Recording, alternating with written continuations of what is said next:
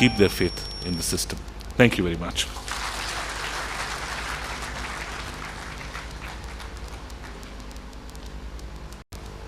May I request the Honorable Mr. Justice R. Manumati to deliver the special address. Very good morning to all of you.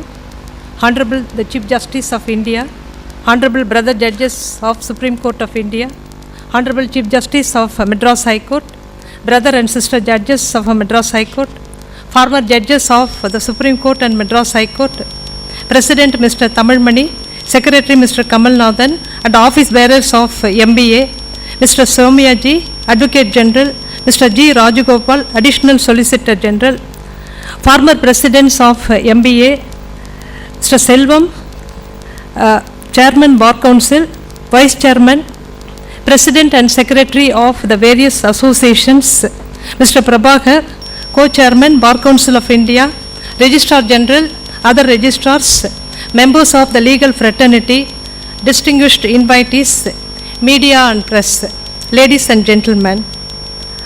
I am extremely happy to participate in the Secu-Centennial celebration of the Madras Bar Association. The year 1862 was an eventful year in the history of India, as it signalized coming into operation of three chartered high courts, namely Calcutta, Bombay and Madras. The Madras Bar Association was formed in the year 1865. To start with, only British barristers were enrolled as members in the Bar Association. After a decade or so, Indian barristers were permitted to become members of the Bar Association. In the meeting held on 30th April 1888, the association was named as Madras Bar Association.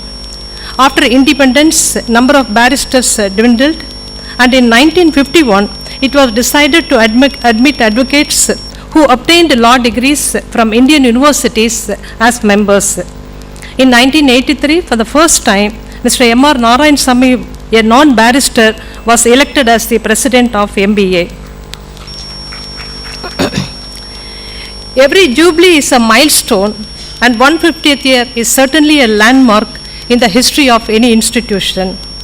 The milestones are reached, and achievements of all those years merely pave the way for greater and greater heights.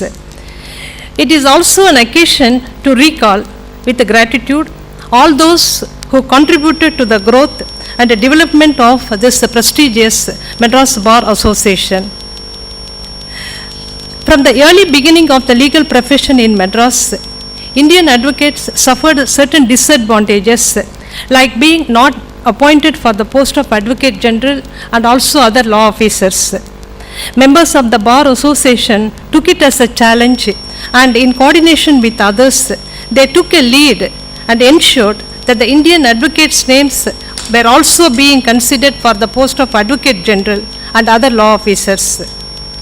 In the 19th century and in the beginning of 20th century, at the time when there was no statutory provisions to guide the profession and the manners of a professional code and ethic, I am proud to say that the members of the Bar Association set an example by their individual behavior, conduct, professional ethics worthy of emulation in all times to come for generations together. Most of the leaders of the national movement and freedom struggle were also lawyers.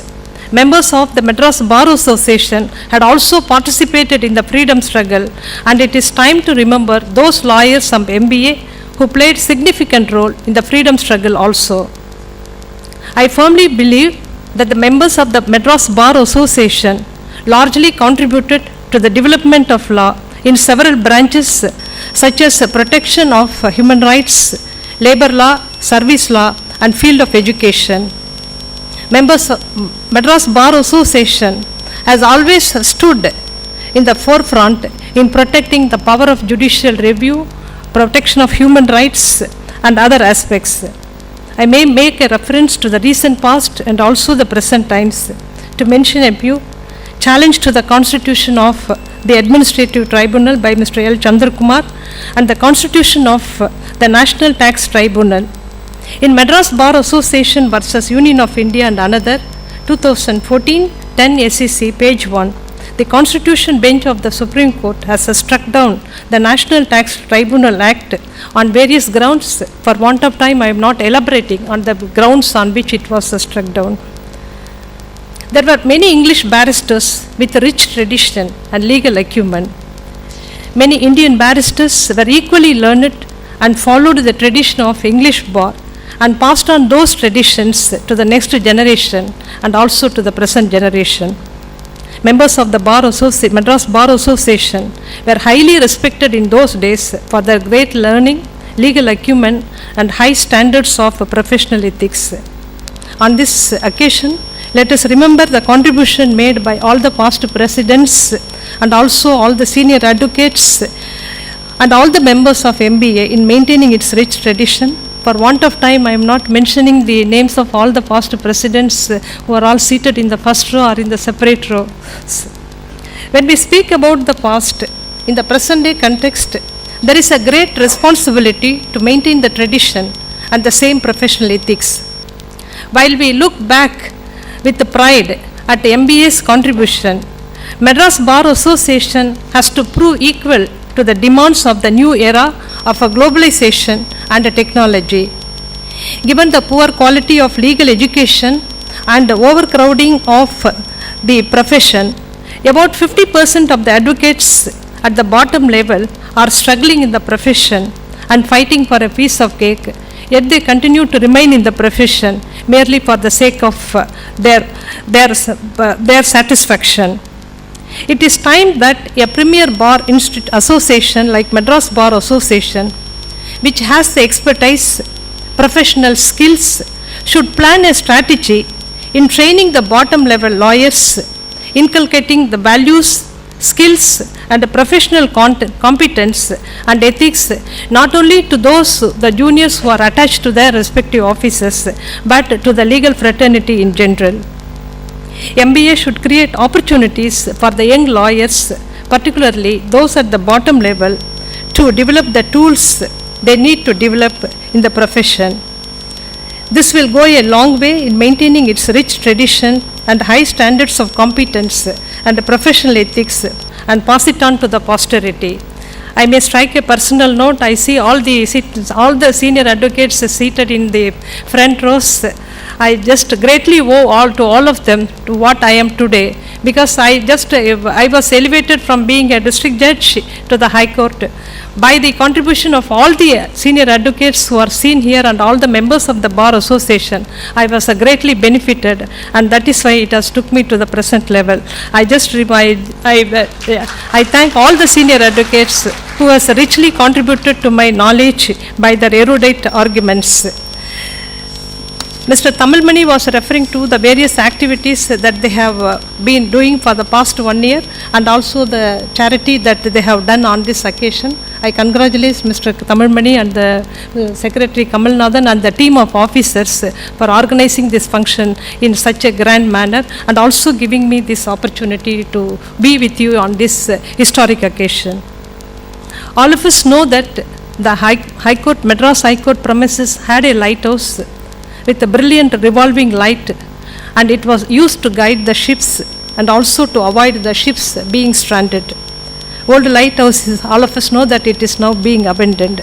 I am sure that the Madras Bar Association, with its rich tradition and glorious past, and by its legal acumen and high standards of professional ethics and commitment to the administration of justice, will stand as a lighthouse in the days together and for generations together, guiding the legal profession not only in the state of Tamil Nadu but in the entire country. I wish all the members of MBA great success in the profession and wishing them all a great success in the days to come. Thank you. Agappan will deliver the keynote address.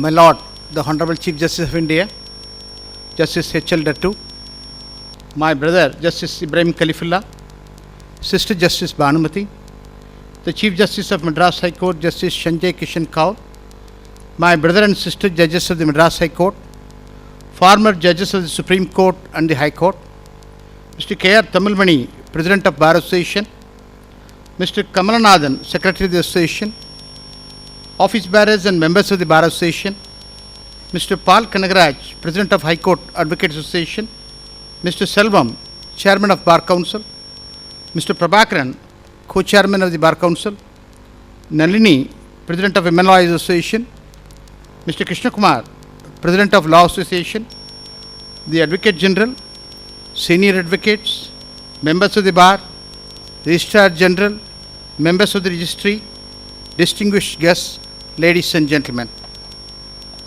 It is indeed a great honor and privilege for me to be here with you to celebrate the completion of 150 years of the existence of the Madras Bar Association. There are only a few bar associations in the country which can boast to be as old as ours, and each member of this bar has every reason to be proud of its achievements. I congratulate you most heartily on this solemn occasion. The history of Madras Bar Association reveals life, vitality and gusto. Established and having held its first meeting on 14th May 1865, Madras Bar Association has come a long way since its inception. Let this not imply that the last word has been said or the goal has been achieved. It paves way for more goals to pursue, more fields to plough, and more seas to explore. The members of the Madras Bar Association have the great potential to exercise tremendous influence and help the country to progress on the path of peace and prosperity. The association, during its useful and glorious existence, has contributed to the development of law for rendering aid to the poor and the deserving, and for solving several intricate problems touching the legal profession and the judiciary. The members of the association have not confined their activities to the narrow field of law, but many members took very active and leading part in political, social and educational life of the country. Many members actively participated in the freedom struggle, independence movement and rendered sacrifice.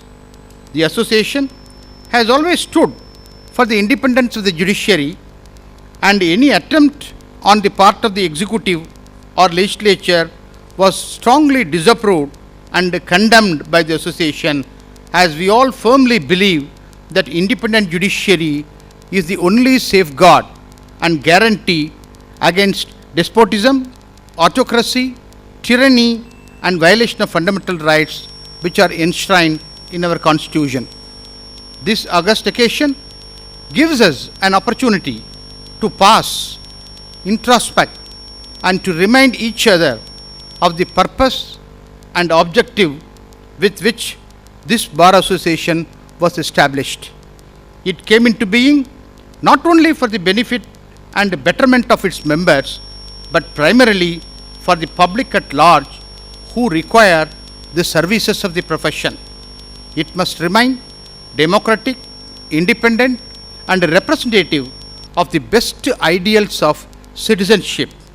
It is only by adhering to these cardinal intentions and sanctimonious goals that the Bar Association has reached such great heights and achievements.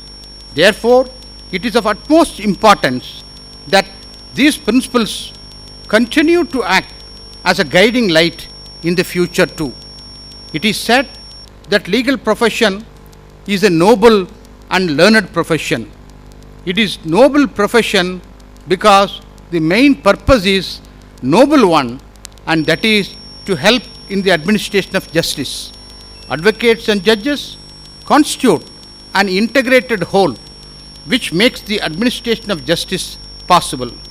Judges would be incapable of administering justice if they are not assisted by able lawyers.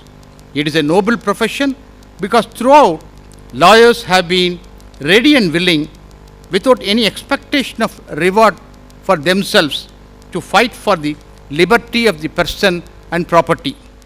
It is an equally learned profession because lawyers have to devote their whole lifetime to the learning of law so that they may be fit to enter the arena to fight the battle of others at great personal sacrifices.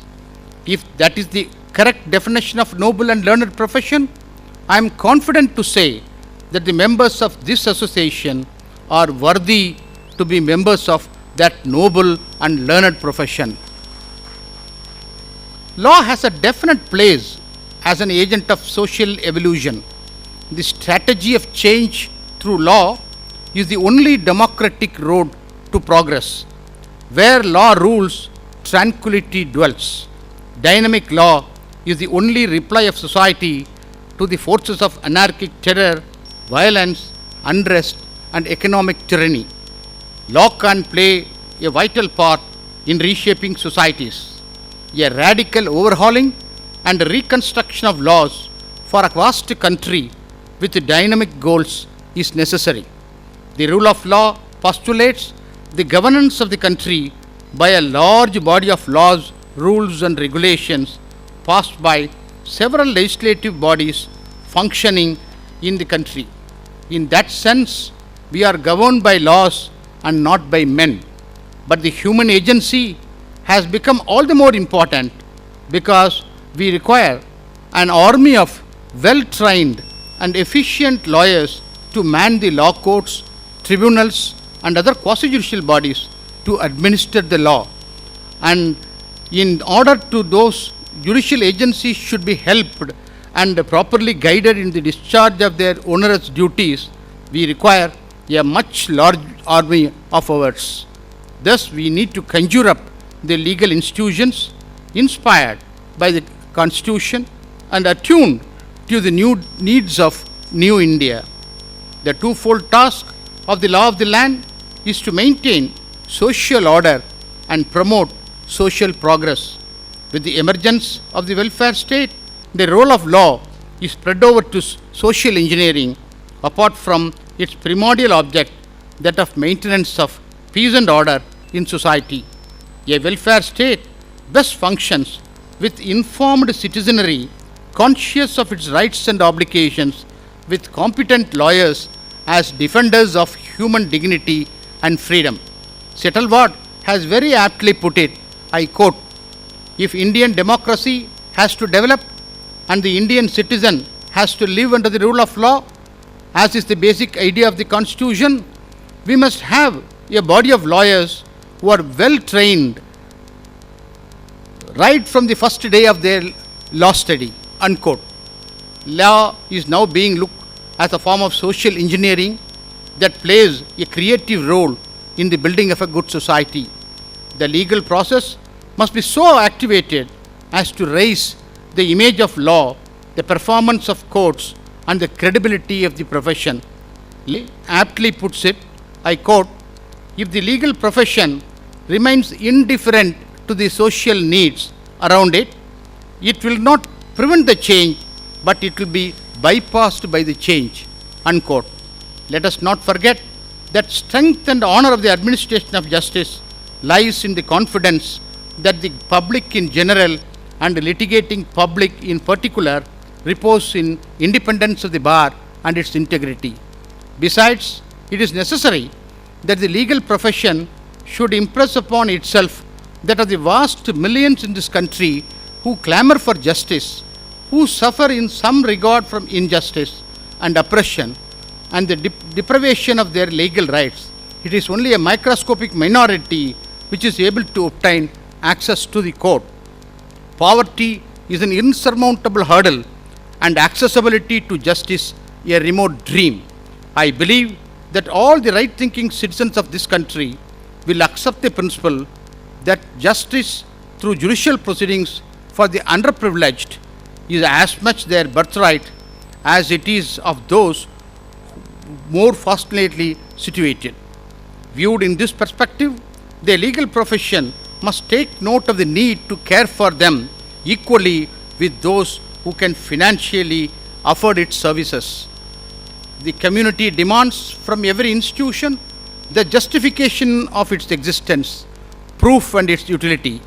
There was a time when aura about the judicial system existed. Similarly, there was aura about the legal profession, and an advocate was considered to be the cream of the society. Under that cover, the shortcomings and drawbacks of the system could be hidden for some time. Now, great awakening has taken place, and if the bar fails to meet the demands of the community and fails to justify its existence, people will soon start losing confidence, which will be detrimental to the judiciary as a whole. The fate of the judiciary and judicial administration is closely interlinked with the fate of the bar. It is therefore extremely necessary that the bar should do a bit of heart-searching introspection with a view to find out ways and means to uphold the rule of law and to project the image of the bar, which may win the confidence of the people as an instrument of service to the community. Acts of voluntary service such as free legal aid, legal awareness campaign, and promoting conciliation between the parties will go a long way in not only helping the poor and the ignorant, but also in enhancing the social status of advocates themselves. Having said this, it is also important that the advocates should always remain conscious of the fact that they have to assist the courts in the administration of justice. Therefore, cordial relations have to be maintained between the two. The bar and the bench have to ensure justice to all as to visualize today's dream of a better tomorrow.